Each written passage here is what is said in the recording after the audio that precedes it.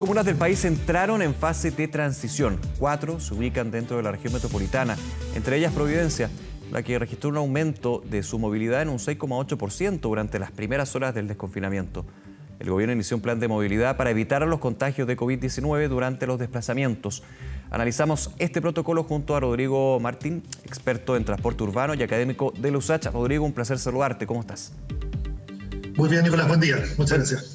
Estuvimos conversando hace un par de semanas justamente sobre el plan de movilidad, lo que había anunciado el Ministerio del Transporte, lo que tiene que ver con la oferta en el transporte público, con el uso y buen uso del espacio público. A ver, ya ha pasado un par de semanas, hay comunas en la región metropolitana que han pasado a transición, ha aumentado la movilidad, lo que es obvio. ¿Cómo has visto tú el protocolo que se estableció para de alguna manera evitar posibles brotes en estas comunas que dan un paso?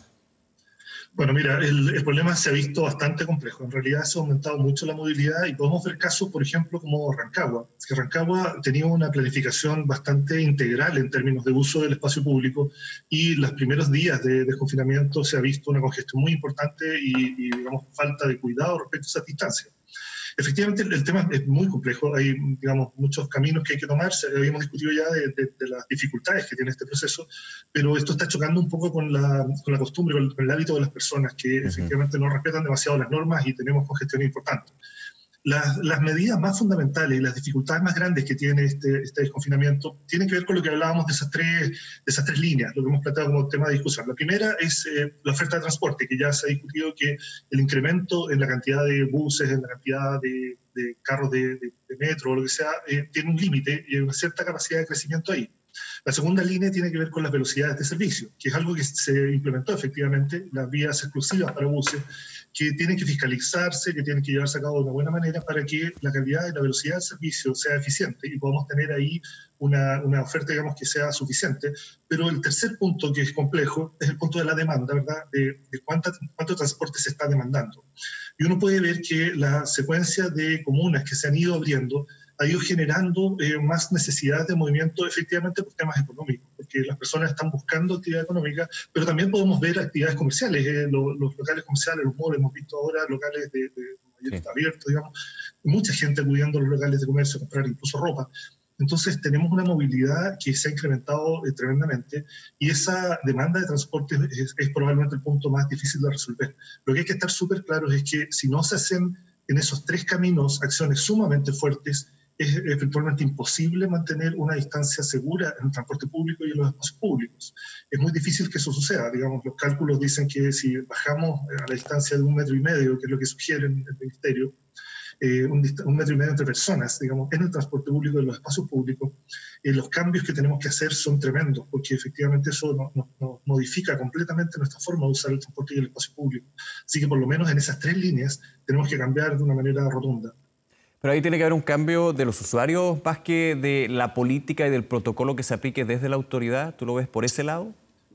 Mira, yo creo que el cambio es un cambio bien complejo, porque primero, este protocolo y lo que decían las autoridades, ya han salido publicaciones de estudios respecto a la necesidad, por ejemplo, de subsidios o de incremento del costo del sistema de transporte si queremos dar una oferta de transporte que sea capaz de tomar distancia. Entonces, la medida complementaria, que es la modificación de hábitos, es probablemente la que nos va a permitir salir de este tema de mejor manera. Eso tiene que ver con teletrabajo, tiene que ver con horarios de ingreso y de entrada, y me gustaría insistir en algo que ya habíamos conversado, que la discusión de los ingresos y salidas no basta con simplemente establecer un horario de ingreso para las universidades, para los distintos tipos de trabajo, es decir, ingresan uno a las 8, a las 9 y a las 10. Es sumamente importante hacer un análisis territorial de esto.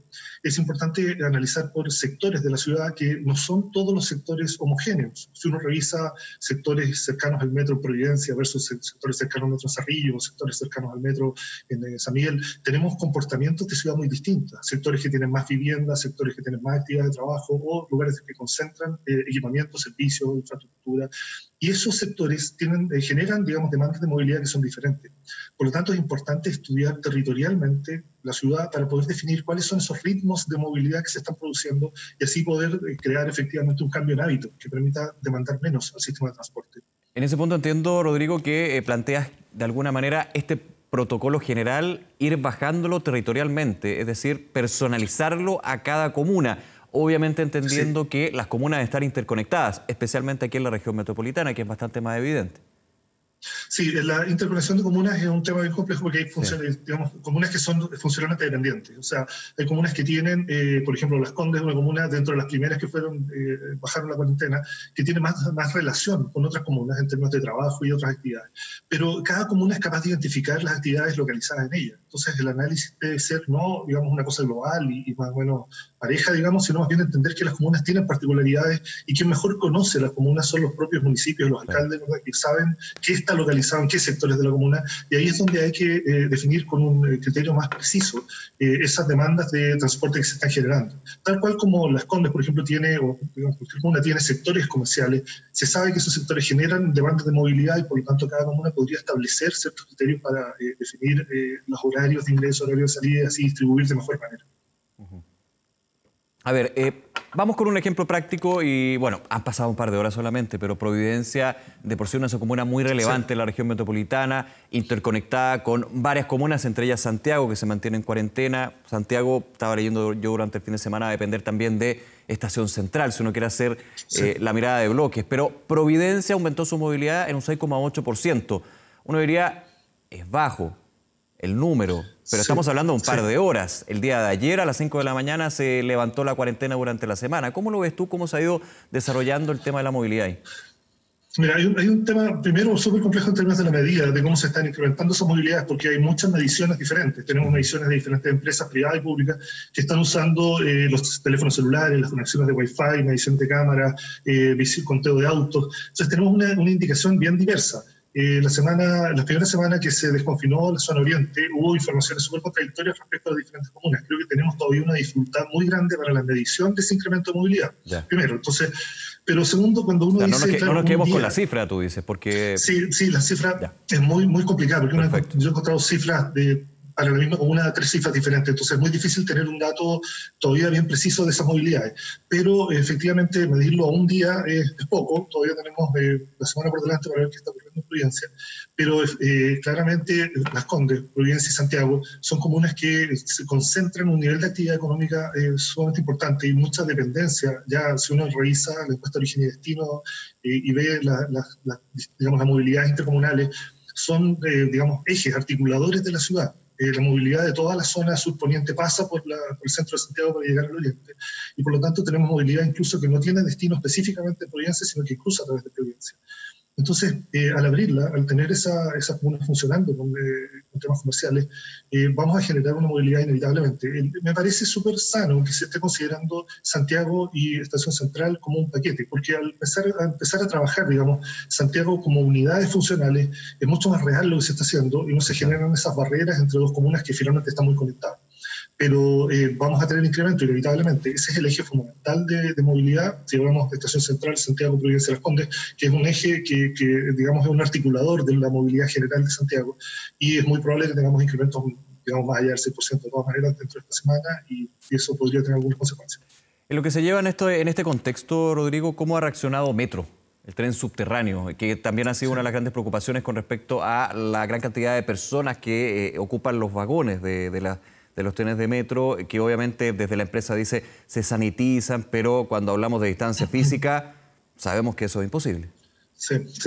Mira, respecto a Metro ha hecho todos los esfuerzos, se ha hecho la sanitización, se ha hecho tremendos esfuerzos en la información, pero es inevitable que con la movilidad que tiene la ciudad de Santiago vamos a tener momentos, o sea, tenemos ya momentos de congestión en el metro donde no es imposible tener la distancia sana.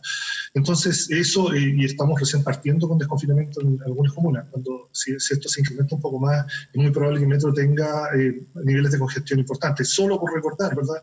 6 personas por metro cuadrado fue un número que tuvimos en algún momento, lo cual es absolutamente contrario a lo que estamos pensando ahora, que es 0,4 personas por metro cuadrado. Entonces, claro, vamos a tener dificultades tremendas ahí y Metro no tiene capacidad de crecer, digamos, en su oferta en más de un 30%, así que es imposible que logre solucionar el problema.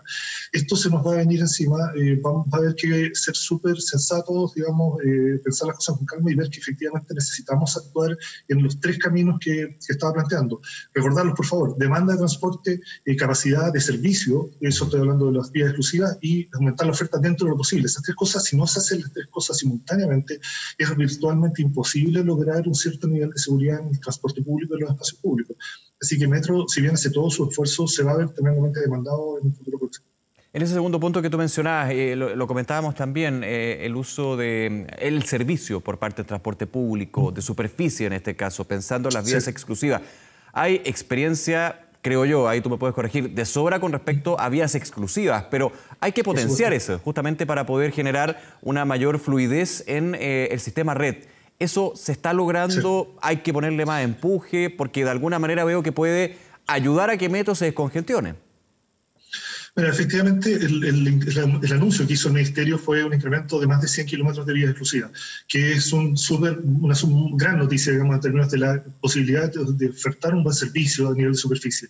El tema de la fiscalización, primero, que se fiscalice de buena manera, porque la invasión de las vías exclusivas de buses reduce desde la velocidad hasta el consumo, digamos, aumenta el consumo de benzina a los buses, se dañan más.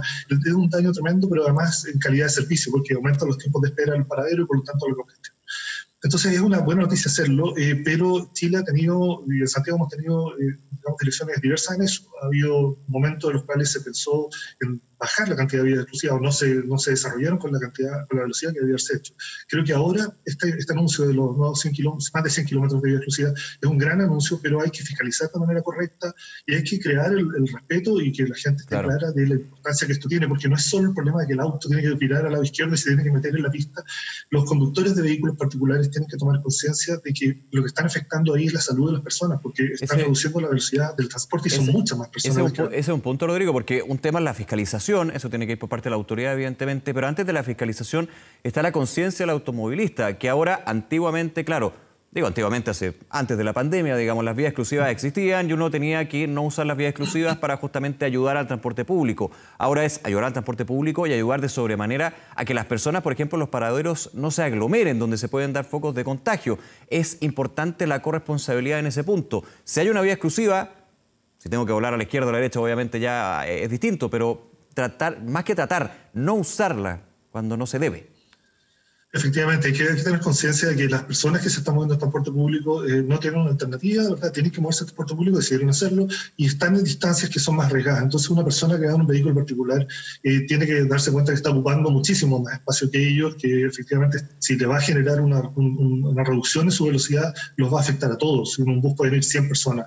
Entonces, ojo con eso, es importante que se cree la conciencia, ¿verdad?, del problema en el que estamos.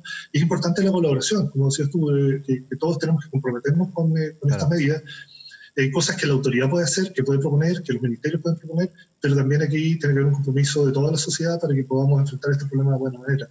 El tema de demanda, de la generación de demanda, tiene que ver también con los empleadores. Hay que ahí también tener claridad de que los mismos empleadores tienen que estar comprometidos, tienen que saber que este problema se puede resolver, digamos, en cierta medida a través de la generación de los horarios de ingreso diferido, pero eso tiene que, obviamente, va a tener impactos en el trabajo, el teletrabajo, la capacidad de decir días presentes, días no presentes. Menos horas trabajadas, por ejemplo, optimizar y salir, ponte tú, a las 5 de la tarde en vez de salir a las 6, 7 o a las 4 de la tarde, porque así se va, de alguna manera, permitiendo de que no haya tanta gente en el paradero o en las mismas calles como peatones.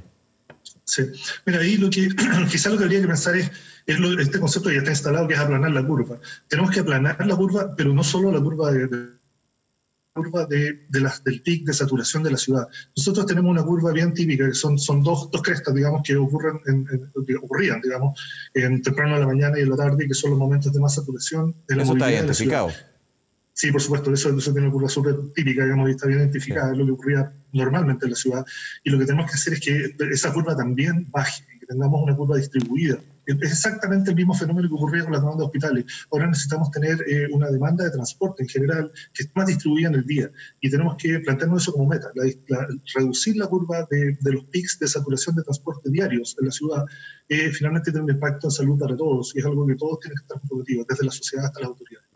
Por último, Rodrigo, quería ir a otro aspecto de la movilidad, que son los peatones, propiamente tal. El uso también que en algún minuto se habló en este plan de movilidad, el uso de la vereda. Se estaba buscando también ampliar las veredas para que pueda haber mayor distancia entre persona que está caminando y la otra persona que está caminando. Eso, evidentemente, en las ciudades, en las urbes, como por ejemplo Santiago, es un desafío, porque estamos hablando de reconstruir nuevamente lo que son las veredas, donde en algunas comunas con mayores recursos, especialmente en el sector oriente, se ha hecho, se puede hacer. Cuando vamos a los otros sectores que han sido más afectados por el COVID-19, la situación es completamente distinta. En realidad la propuesta no requiere demasiados de ingresos, porque lo que se propone es que, por ejemplo, se tome una pista vehicular. Si en el caso de que una calle sea una calle comercial, que tiene un flujo muy importante de personas, y necesitamos tener la distancia del 1,5 metros, el incremento del ancho de vereda, se propone, digamos, desde el Ministerio de Transporte, que se tomen una pista vehicular. No es necesario construir más veredas, sino que tomar una vía de la calle. Sí, ahora el cuidado que hay que tener ahí es también lo que estábamos hablando antes, porque si tú reduces una pista vehicular, hay que tener cuidado con el impacto que tiene en términos de transporte público, por ejemplo. Entonces hay que seleccionar de buena manera cuáles son los ejes fundamentales de movimiento peatonal en las comunas y así determinar dónde se va a incrementar el espacio peatonal sin generar un conflicto en términos de transporte público. Pero las medidas son relativamente simples. Se propone demarcación, ¿verdad?, que tiene que ver con pintar, y demarcación de zonas de espera en semáforos y en zonas de espera, servicio, equipamiento y comercio, y un ensanche en los recorridos de público identificando las vías que tienen mayor flujo, mayor cantidad de personas. Ahora, eso, por ejemplo, pero eso también tiene que ver con lo mismo que estábamos hablando recién, que es un respeto por lo que sugiere la autoridad y por los hábitos de las personas. Un ejemplo que puede ser un poco conflictivo en esto fue lo que ocurrió, como decía al principio, el primer día de confinamiento en Rancagua, donde Rancagua, como comuna, fue una comuna que implementó múltiples medidas de muy buena manera respecto a la demarcación, respecto al diseño de los espacios públicos peatonales, pero que a pesar de eso, el primer día de desconfinamiento tuvo una saturación importante de los espacios públicos. Entonces hay que también insistir en que es importante que las personas respeten estas sugerencias, porque puede estar todo bien demarcado, todo bien ensanchado, pero los hábitos de las personas son importantes de modificar también, para que se respeten esas medidas. Es clave finalmente. Rodrigo Martín, nuevamente gracias por acompañarnos en esta conversación de un tema tan relevante como es la movilidad en estos tiempos de pandemia. Que estés muy bien, nos vemos. Muchas gracias a ti, Nicolás. Un abrazo. Chao.